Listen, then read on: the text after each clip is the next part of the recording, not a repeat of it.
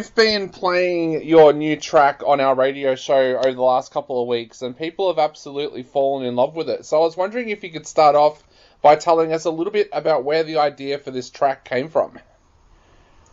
Well, it was there's a collaboration of songwriters in Glasgow, and they wrote a song for the film, for the James Bond film.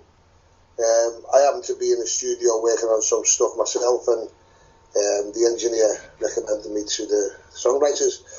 So it was intended for the James Bond film, to be honest, but I think it's because it's a bit of a closed shop that they just said no. Basically. Sorry. Yeah, I was going to ask, so were you a big James Bond fan before that? Me? No. No, I mean, I do like James Bond, you know. I just love my music, so that's basically what it's all about, you know. So, yeah, but I mean, I heard the song and I thought it's definitely a sort of Bond song, you know. It's got that type of genre to it. Yeah, definitely. So, when you say that you wrote the song for the James Bond film, what happens with these movie soundtracks? Do they contact a whole bunch of songwriters and ask for submissions, or how do they go about actually finding the songs for the movie? I think that's actually what they do, or they put the name of the title long before it's released, and then a lot of songwriters get together and try and formulate a song for the movie, and hopefully it'll get picked.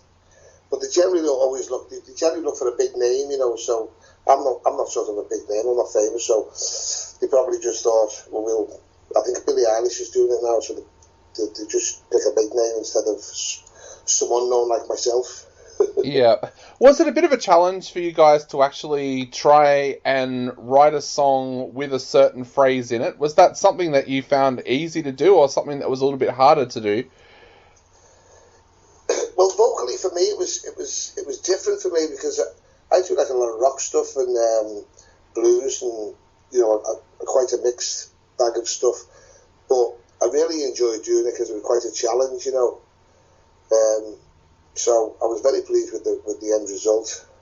Yeah, and you've got an amazing video clip for it as well that a lot of our listeners have gone and checked out. Tell us a little bit about how the video clip came about. Well, that was Dave, one of the songwriters' sons. He put that clip together because with this lockdown and stuff, we were not able to sort of meet and try and sort some type of video out properly, you know. So he actually sort of got that together himself because he works with that type of stuff, you know. But I really like the video when he showed it, you know, cause it's on YouTube now, isn't it? So yeah. So if you can give it a good plug. Yeah. Gerry, a lot of our listeners have been asking about you and have been asking a little bit about your history. Where did you fall in love with music and how did you become a musician? I'm from Liverpool originally, and I just love music. It was just from when I was very, very young. I think the first song I fell in love with was Starman, David Bowie, and then American Pies, Don McLean. The first main bands I was into were sort of prog rock, Genesis and Yes, and Pink Floyd. And then as I got older, I toured with a band called The Alarm and a band called Squeeze. I also liked a lot of Australian bands. The Church was a great band. Crowded House, well, they're New Zealanders, you know, but Crowded House has always been one of my favourite bands. I met the boys in Amsterdam, just as Woodface was released in a restaurant in Amsterdam, and we had a good laugh at them, you know. They were great people. So it's always been sort of in me, music. I took up drums about 1982. I got my first job, so it was a set of drums. You made the big move to Scotland in 2007. What was that like to make the move from Liverpool to Scotland, and what was the Scottish music scene like when you arrived there? It was. I used to go to a lot of open mic nights, and there were some amazing players, you know, musicians, absolutely amazing. Glasgow was very, very similar to Liverpool, so it was very easy to settle down here because the people are exactly the same, apart from the accents, obviously. But it was easy to. It was just. I seemed to just get on well, really, with everyone because they do like people from Liverpool and Glasgow. So, but the music, I was really, really shocked at how good it was. Every time we used to go into a pub or a club, and the bands that were playing, they were absolutely brilliant. So, I've been really impressed with Scotland musically. It's amazing. Yeah. So tell us a little bit about what you've been able to do while you've been in quarantine. Have you kind of used this time to sit down and work on new music, or how's that gone? Because I've spoken to a lot of musicians, and some have said this is a really creative time for them, and others have said this is a time that they've just used to reset. What have you been up to? Apart from going insane. No, I do a live stream every Sunday, live at 5, on my Facebook. My Facebook's Here's Gerry. So I do a live stream every Sunday, live at 5, and I actually done a garden party this Sunday, which was really, really nice, because it's nice to sing in front of people and people clap you instead of being in my living room and singing to myself, basically, and saying hi to people online. It's quite, but I think it is a creative time, because since the single, there's been a lot of musicians have gotten in touch with me to ask me to record some of their stuff as well. So that's been really, really positive. I've made a lot of friends since the lockdown as well. But I'm not going to go into politics and stuff, but it's been really, really good in that respect. I've met lots of musicians and other songwriters who want me to give their songs a go as well. So it's been brilliant. It's been brilliant in that respect, but horrible in other respects, as you can imagine.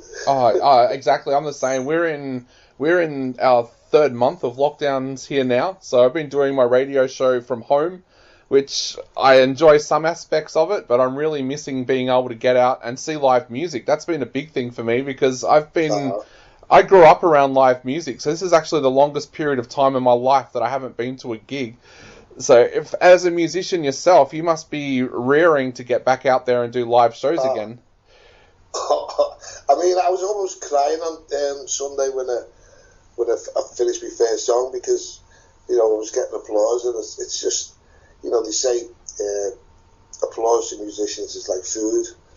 So it was just amazing. I was almost in tears, because it was just so. It was just. It's been 3 months here as well. It's just been it's been torturous. But as I said, there's been lots of positives, and I mean, I've actually done my garden for a change. But there has been positive, there's been lots of negatives. I'm just hoping that a lot of businesses can pull through all this, because it's going to have a major domino effect on a lot of people. I'm hoping it's not going to, but I just. Fingers are crossed for them, because some people could lose their livelihoods, and I hope that's not the case. Yeah, that's a big concern here at the moment for some of the live music venues, because they're opening up restaurants and bars again, but you're only allowed to have 20 people in there, which doesn't really help live music venues. So, yeah. But for yourself now, no time to die. It's getting radio play in other countries. Where do you plan on doing now? What's your plans once quarantine is over? What do you want to do on the back of this single taking off the way it has? Well, I've got another single coming out after this one. It's called Take It to the Limit. That was written by THP Songs as well. That's got a more rocky element to it. Excuse me. So that's going to be coming out after this as well. And as I said, I'm going to be working with another couple of songwriters as well to try their songs, which I'm looking forward to. I just want to get back out playing. It's just, as I said, it's torturous. Definitely.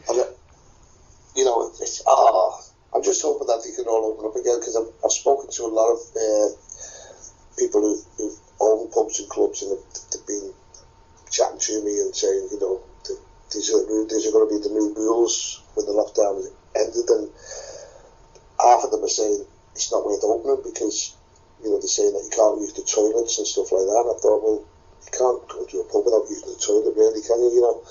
Yeah. Well, mate, I think it's time that we take another listen to No Time to Die on our show again. So is there anything you would like to say to our listeners out there before they take another listen to this great track?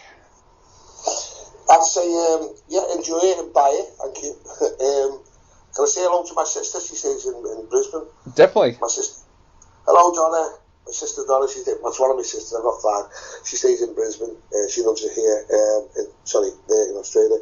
And I'd like to thank all your listeners for listening to the song, and hopefully, you'll like the next song as well, and see if you can get it to number one. Awesome. Well, mate, we cannot wait to hear the first single, the next single. Thank you so much for joining us on the show today. It's been an absolute pleasure, and we're eagerly awaiting that next single now. Thank you very much. I can't wait for the football season to get going again, so Liverpool can win the Premier League.